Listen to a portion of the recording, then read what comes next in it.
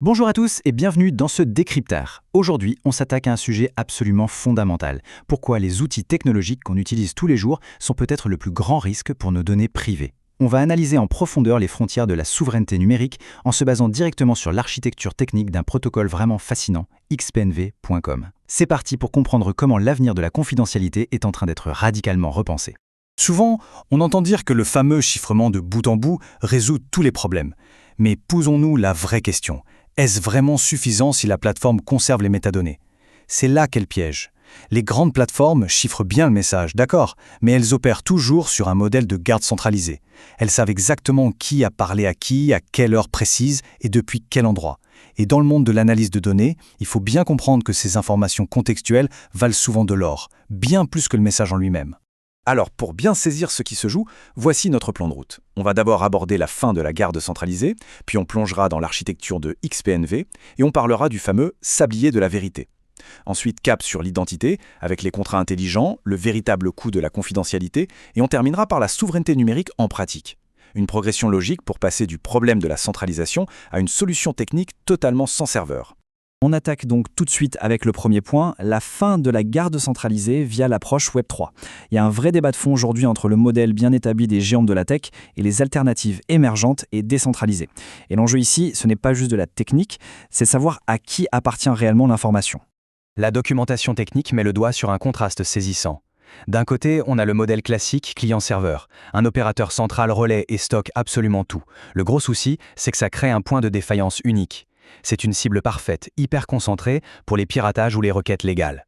De l'autre côté, le modèle sans serveur de XPNV casse complètement ce paradigme, il n'y a tout simplement pas de base de données centrale. Et s'il n'a pas de serveur central pour stocker les métadonnées, eh bien il n'y a rien à pirater ni personne à contraindre.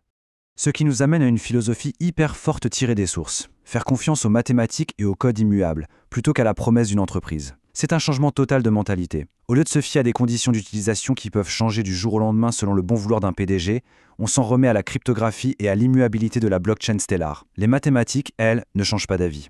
Passons à la mécanique technique, avec l'architecture même de XPNV. C'est là que ça devient vraiment passionnant.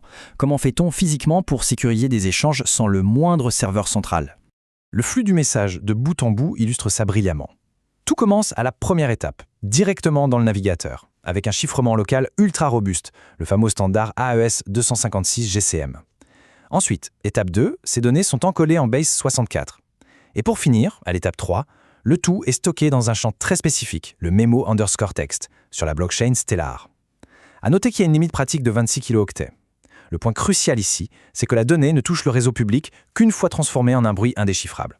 Pour faire simple, c'est une application statique à page unique. C'est le navigateur de l'ordinateur qui fait tout le travail lourd. Le registre public de la blockchain sert uniquement d'autoroute de transport et d'espace de stockage durable pour le texte chiffré. Résultat, il n'y a littéralement aucune base de données en arrière-plan à infiltrer. Ce qui nous amène à la troisième partie, le sablier de la vérité, ou l'éphémérité radicale. C'est un pilier absolu et totalement non négociable de ce système. 5 minutes. C'est la fenêtre de temps stricte et surtout non prolongeable pour lire le message déchiffré. Sur les réseaux classiques, on le sait, les messages s'accumulent pour toujours dans des sauvegardes cloud infinies, ce qui est un risque permanent. Ici, la règle est implacable et tranche avec nos habitudes. 5 minutes de lecture, pas une seconde de plus. Et pourquoi ces 5 minutes sont-elles si cruciales? Parce qu'une fois le chrono écoulé, le système procède à un nettoyage irréversible de la mémoire RAM. L'interface détruit le texte affiché, mais surtout elle pulvérise les clés de déchiffrement localement. Du coup, même si le texte chiffré reste gravé sur la blockchain pour l'éternité, il devient mathématiquement impossible à récupérer car les clés n'existent plus nulle part. C'est littéralement la sécurité physique appliquée au numérique. On arrive au quatrième point, l'identité. C'est un défi immense. Comment identifier quelqu'un sur un réseau sans utiliser de numéro de téléphone ou d'email qui laissent des traces évidentes? La réponse technique se trouve dans les contrats intelligents Soroban. Ce registre décentralisé permet d'associer un simple nom d'utilisateur, facile à lire, à une clé publique hyper complexe de 56 caractères. L'identité sur le réseau est donc uniquement liée à un portefeuille numérique, le portefeuille Freighter. Il n'y a absolument aucun lien avec une identité réelle du monde physique. Cela nous pousse naturellement vers le 5e sujet, le coût de la confidentialité. Eh oui, si une plateforme refuse de vendre des espaces publicitaires et de collecter des données, il lui faut bien un mécanisme de financement complètement différent. La comparaison des modèles est assez dingue. D'un côté, le modèle standard des géants de la tech exige un numéro de téléphone et se finance en exploitant les données pour de la pub. De l'autre, on a cette identité Soroban et des micro-paiements en crypto-monnaie XLM. Et c'est là que c'est brillant. Le fait de devoir payer, même une somme minuscule, agit comme un filtre de sécurité redoutable. Absolument personne ne va lancer une campagne de hameçonnage de masse s'il faut payer de sa poche pour chaque spam envoyé. Dans le détail, ça fonctionne avec des transactions atomiques très ingénieuses. Il y a un coût d'inscription, puis envoyer un message coûte environ 1,10$ en XLM. La lecture, elle, coûte à peu près 10 centimes, avec une petite récompense reversée à l'expéditeur. Il y a même une option pour exiger des fonds avant de déverrouiller un contenu. En fait, ces frais payent pour l'occupation durable sur le registre public, tout en permettant d'échanger de la valeur de façon ultra sécurisée. Enfin, dernière partie, la souveraineté numérique en pratique. Sortons de la théorie pour voir comment ça s'applique dans le monde réel avec ses limites. L'analyse révèle des cas d'usage très pointus. On parle de journalisme d'investigation de haut vol, d'échange de documents hypersensibles pour des fusions-acquisitions ou de la protection absolue de sources anonymes. Mais attention, cette architecture a des limites strictes.